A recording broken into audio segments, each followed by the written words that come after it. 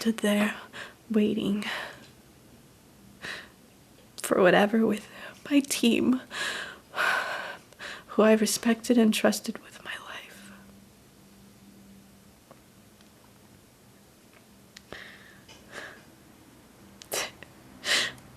This sergeant, he was good. He had great instincts and he cared. You know, he led by example. He had a deep understanding as to what the fuck we were doing here, and that helps us to stay alive.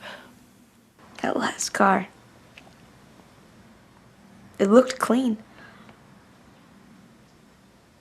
Except for that lower trunk area. It looked like it was sinking. God, there must have been about 200 pounds of explosives in there to make it sink like that. Boom.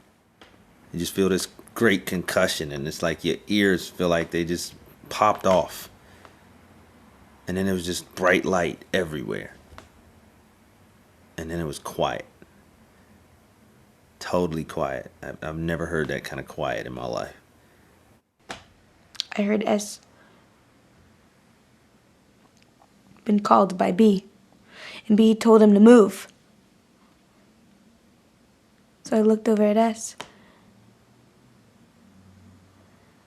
and I looked over at B, and we caught a glimpse of each other for a moment. And a fraction of a second later, I had been hurled through the air, very much alive.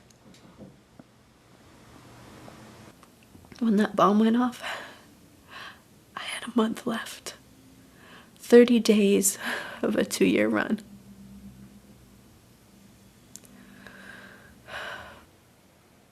That last day, it was so random. I stopped every car. At around 2:30, the car pulls up with an Iraqi woman inside.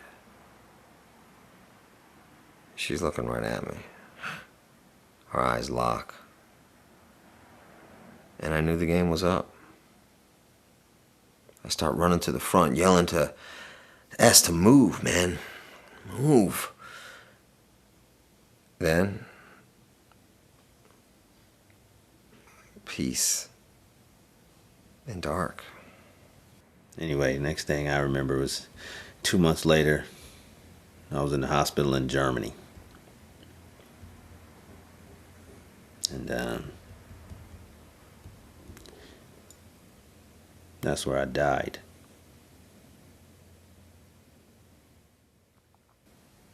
And I'm standing outside of my own body, looking at the carnage. My body's burning. The compression blew the grill of the car through my abdomen. Nearly splitting me in two. S had been blown 20 feet in some barbed wire. Convulsing. Gasping for his last breath.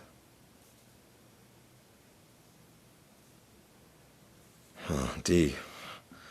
She's blown backwards through the hood of a car, killing an Iraqi man instantly.